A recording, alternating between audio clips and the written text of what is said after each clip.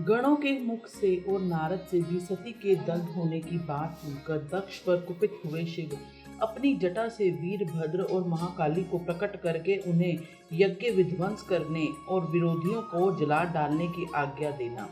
ब्रह्मा जी कहते हैं, हे नारद, वह आकाशवाणी सुनकर जब देवता आदि भयभीत तथा विस्मित हो गए, उनके मुख से कोई बात नहीं निकली। वे इस तरह खड़े या बैठे रह गए मानो उन पर विशेष मोह छा गया हो।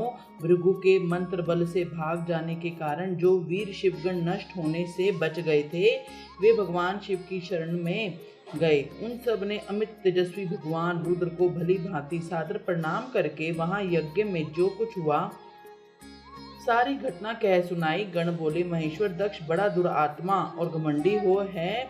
उसने वहां जाने पर सती का अपमान किया और देवताओं ने भी उनका आदर नहीं किया।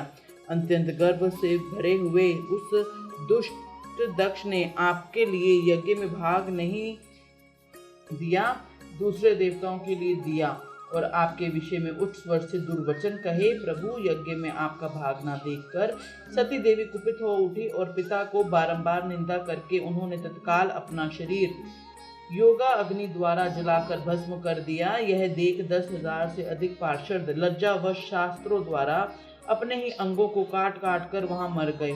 शेष हम लोग दक्ष पर कुपित हो उठे और सबको भय पहुंचाते हुए वेग पूर्वक उस यज्ञ का विध्वंस करने को उद्यत हो गए।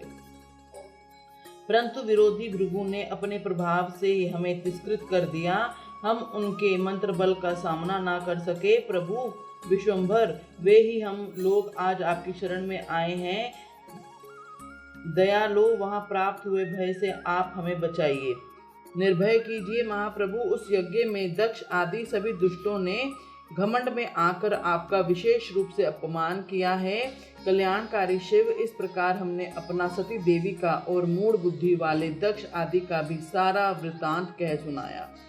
अब आपकी जिस इच्छा हो वैसा करें। ब्रह्मा जी कहते हैं, नारद, आपने पार्षदों की यह बात सुनकर भगवान शिव ने वहां की सारी घटना जानने के लिए शीघ्र ही तुम्हारा स्मरण किया। देव ऋषि, तुम दिव्य दृष्टि से संपन्न हो, अतः भगवान के स्मरण करने पर तुम तुरंत वहां आ पहुंचे और शंकर जी को भक्ति पूर्वक प्रणाम करके खड़े हो गए। स्वामी शिव ने तुम्हारी प्रशंसा करके तुमसे दक्ष यज्ञ में गई हुई सती का समाचार तथा दूसरी घटनाओं को पूछा। तात शंभु के पूछने पर शिव ने अपने मन में लगाए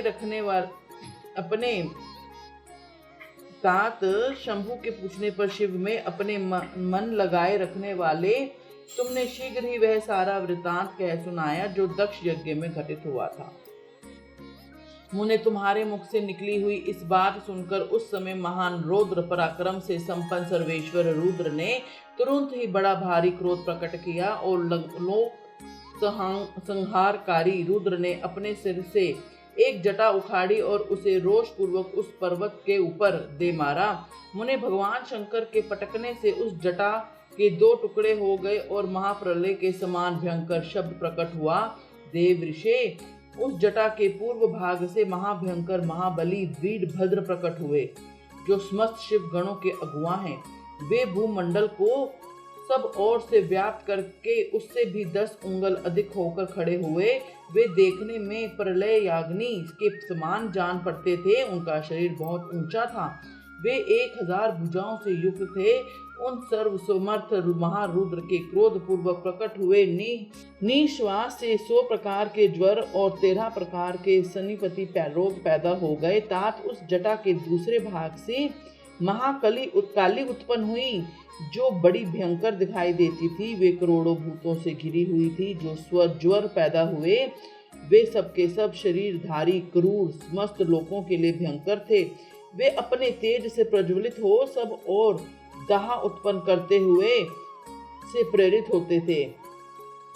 वीरभद्र बातचीत करने में बड़े कुशल थे। उन्होंने दोनों हाथ जोड़कर परमेश्वर शिव को प्रणाम करने को कहा। वीरभद्र बोले, महारुद्र, सोम, सूर्य और अग्नि को तीन नेत्र के रूप में धारण करने वाले प्रभु, शीघ्र आज्ञा दीजिए, मुझे इस समय कौन सा कार्य करना होगा। ईशान, क्या मुझे आधे से ही क्षण में सारे समुद्रों को सुखा देना है या इतने ही समय में संपूर्ण पर्वतों को पीस डालना है। हर, मैं एक ही क्षण में ब्रह्मांड को भस्म कर डालूं या समस्त देवताओं और मुनीश्वरों को जलाकर राख कर दूं। शंकर, ईशान, क्या मैं समस्त लोकों को उलट पुलट कर दूं या संपूर्ण प्राणियों को विनाश कर डालूं। महेश्वर, आपकी कृपा से ही कहीं कोई भी ऐसा कार्य नहीं है जिसे मैं ना कर सकूं। पराक्रम के द्वारा मेरी समानता करने वाले वीर ने पहले कभी हुआ है और ना आगे होगा। शंकर, आप किसी तिनके को भेज दे तो वह भी बिना किसी यत्न के क्षण भर में बड़े से बड़ा कार्य सिद्ध कर सकता है, इसमें कोई संशय नहीं है। शंभु, यद्यपि आपकी लीला मात्र से सारा कार्य सिद्ध हो जाता है, तथापि जो मुझे भेजा जा रहा है यह मुझ पर आपकी अनुग्रह ही है। शंभु, मुझ में भी जो ऐसी शक्ति है वह आपकी कृपा से ही प्राप्त हुई है। शंकर, आपकी कृपा के बिना किसी में भी कोई शक्ति नहीं हो सकती। वास्तव में आपकी आज्ञा के बिना कोई तिनके आदि को भी हिलाने में समर्थ नहीं है, यह निसंदेह कहा जा सकता है। महादेव, मैं आपके चरणों में बारंबार प्रणाम करता हूँ। हर, आप अपने अभिष्ट कार्य की सिद्धि के लिए आज मुझे शीघ्र भेजिए।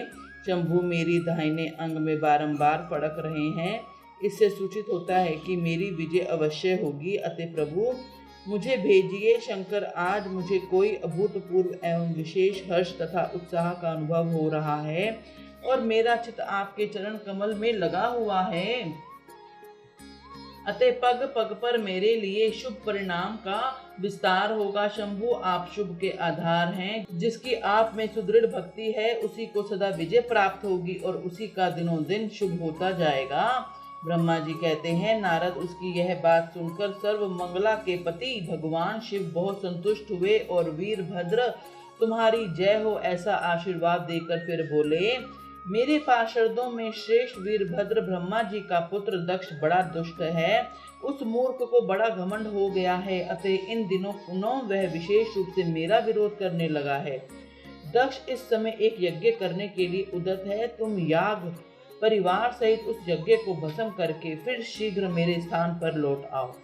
यदि देवता, गंधर्व, यक्ष अथवा अन्य कोई तुम्हारा सामना करने के लिए उद्यत हो तो उन्हें भी आज ही शीघ्र और सहसा भस्म कर डालना।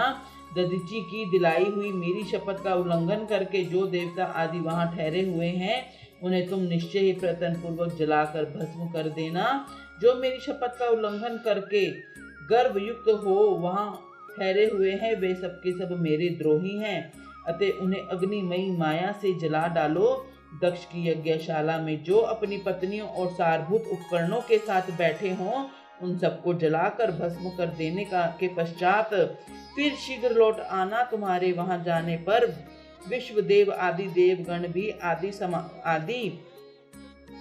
तुम्हारे वहां जाने पर विश्वदेव आदि देवगण भी यदि सामने आ तुम्हारी सादर स्तुति करें तो भी तुम्हें उन्हें शीघ्र आग की ज्वाला से जलाकर ही छोड़ना। वीर, वहां दक्ष आदि सब लोगों की पत्नी और बंधु बांधवों सहित जलाकर जल को लीला पूर्वक ही पी जाना। ब्रह्मा जी कहते हैं, नारद, जो वैदिक मर्यादा के पालक, काल के भी शत्रु तथा सबके ईश्वर हैं, वे भगवान रुद्र रोष से लाल आंखें किए महावीर वीरभद्र से ऐसा कहकर चुप हो गए। इस प्रकार रुद्र संहिता सती खंड का अध्याय 32 संपूर्ण हुआ। ओम हर हर महादेव।